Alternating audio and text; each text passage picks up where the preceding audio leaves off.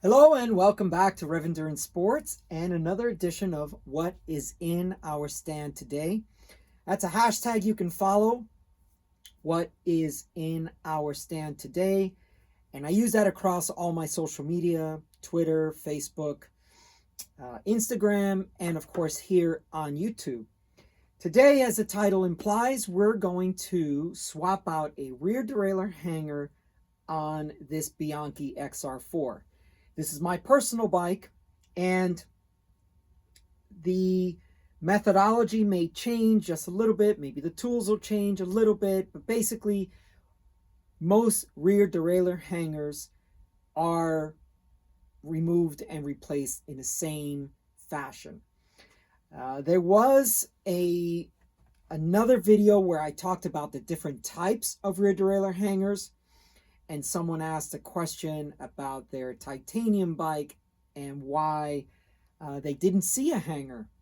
And that's typically because alloy frames, so steel and titanium, typically the frame is the hanger, right? So the dropout continues into the rear hanger. So there's no replaceable hanger typically on steel frames, titanium frames. Usually you'll find a rear derailleur hanger that is replaceable, removable on carbon frames. And so you understand why why you even have one is they are designed to break. If you have a $5,000 carbon frame and you have a crash, let's say you have an impact to your rear derailleur, that hanger is made out of very, well, I like to make the joke that it's like paper mache, but they are designed to break. And so it's a point of failure built into the system so that when that snaps, it protects the rest of your frame.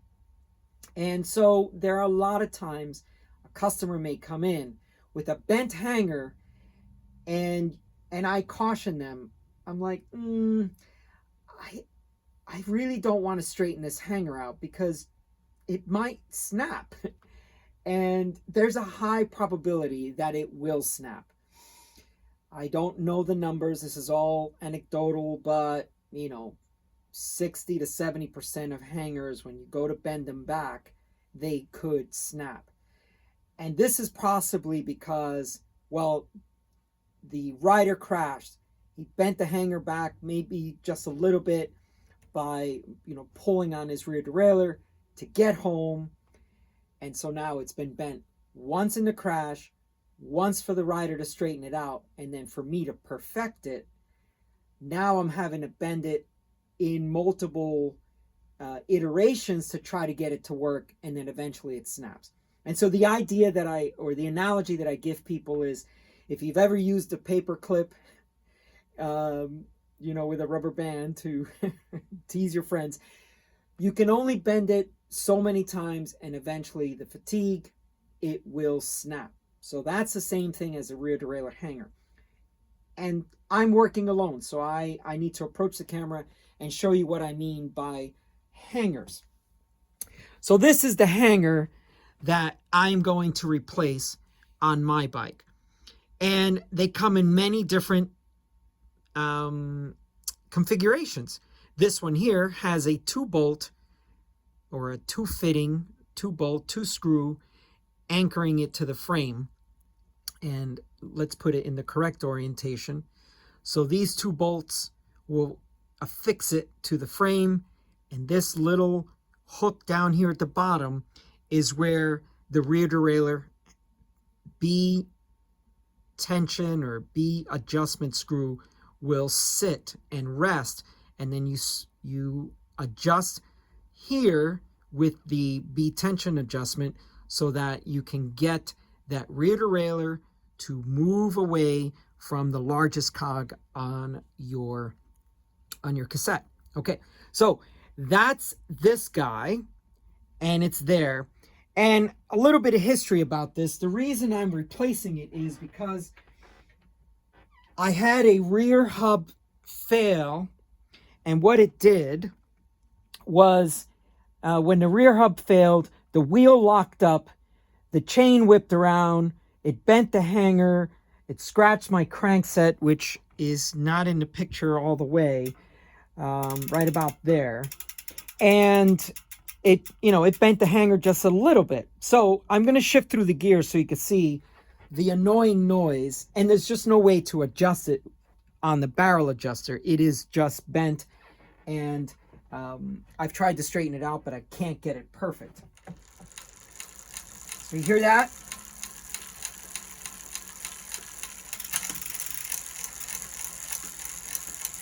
And that's really annoying. So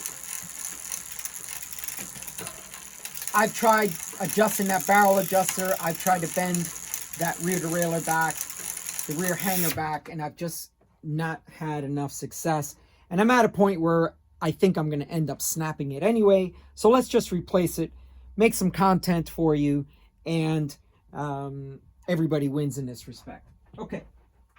For this particular hanger, we're going to need a 2.5 millimeter wrench.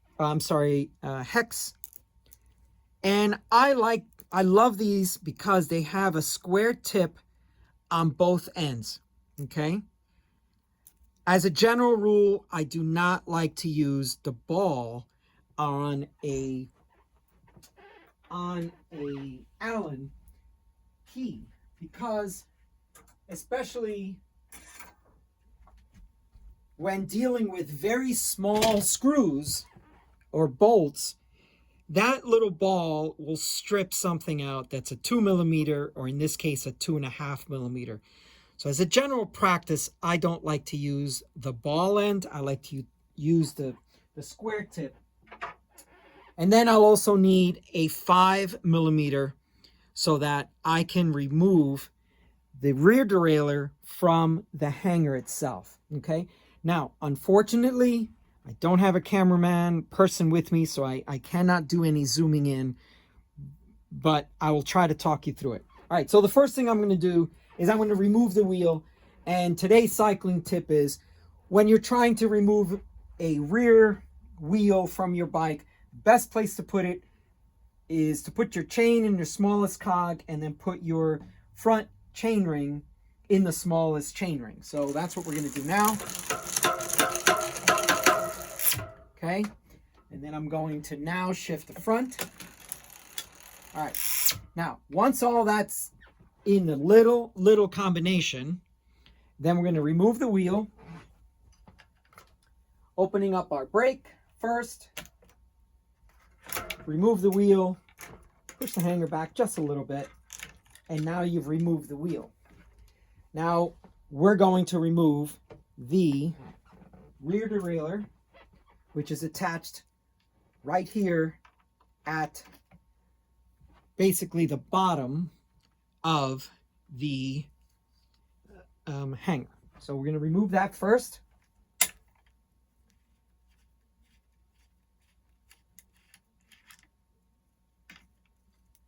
Set that to the side a little bit. It's a really short loop here, so it's very stiff and it's keeping it. Usually these things fall all the way down. Now the next thing is, with every job that you do, you have to decide what you're comfortable with. And in my opinion, when I put these screws in, I like to use a little bit of anti-seize or maybe some grease, whatever I have on hand, because the heads are so small. And, I work on a bike, but that doesn't mean I'm always going to work on the bike. And eventually that bike's going to end up in another mechanic's stand, and they may be using the ball instead of the square tip, and they'll strip out those screws. And in the past, I've had to easy out these screws. So this is basically a 3-minute job that turns into an hour evolution, because you can't get the screws out because the heads are stripped. All right, so that's what we're going to do now. We're just going to remove these two bolts here. Now I could have had this loose, but then I couldn't show you how poor the shifting was and how noisy it was. So I I have to do this all live. And of course, I'll probably drop a thing or two along the way. So be patient. There are no edits. Everything is done live as if you were in your garage doing this yourself. Now, what I want to show you is that on these bolts, they will typically have some blue Loctite. Now, that's great, but I use either anti-seize or grease because, yes, you don't want these screws backing out, but it could be years before you go to take this out and it's seized in there and you can't get it out. And like I said, then your 3-minute job turns into a 1-hour ordeal. Okay, so that hanger is off. Now we're going to install the new hanger.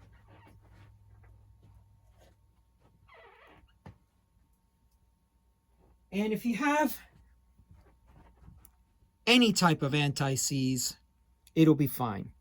Now, it only takes a tiny bit. So I just kind of run that a little bit on there like that, get some on the threads, and that's really all you need so that it doesn't seize up. I'm hoping that's focused. All right.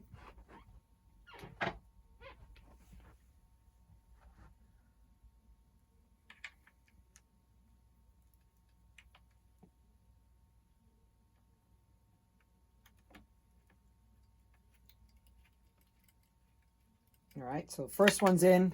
Now we'll put the second one in. Go back to my little jar.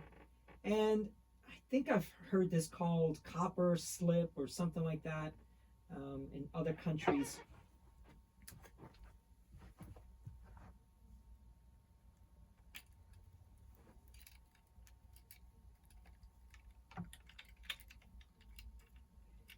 Now, these do not need to be tight, so you just kind of nice and snug. They do not need to be tight. And good maintenance practice, you give a little bit of snug on one, then you go to the other one, snug, give it another quarter turn, eighth of a turn, until you end up with nothing of a turn, right? But you don't need to put this on tight. You just need to make sure it's equally torqued. If you do anything to this frame, you're done, right? So you want to just be careful. And then some folks have asked me what type of grease I use on some of my other videos.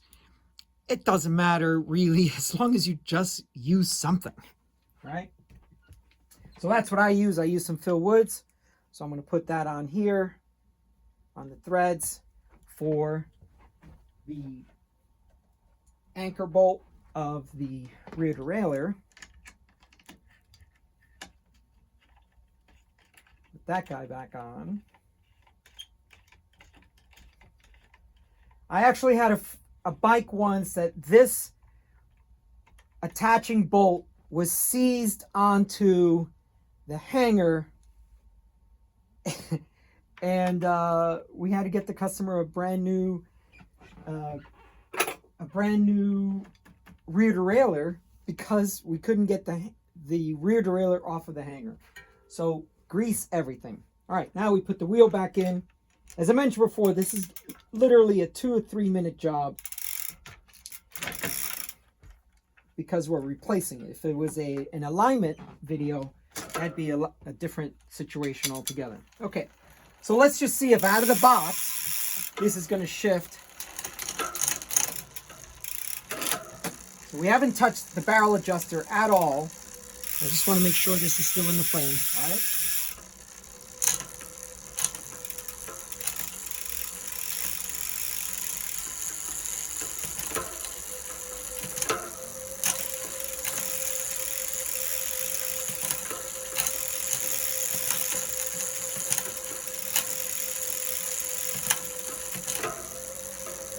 So that is significantly quieter, and I'll dial that in off camera just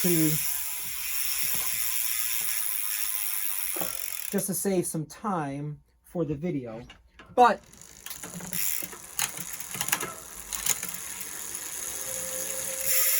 now that's a SRAM red cassette. It's a one-piece assembly. It's a dome type of setup, so it's a much louder cassette than normal. But that is just straight out of the box, just installing that. That is a very good setup without having to do much else. So that's all for today. That's how you remove and replace a bent hanger. And relating back to another video, if you're a road cyclist, I suggest that you have a spare hanger for all of your bikes in a drawer, nice little baggie, name it. And if you're a mountain bike person, you should have one in your toolkit all the time when you're out on the trail. So thank you so much for tuning in. I appreciate your time and your attention. Please like and subscribe. We'll see you up the road.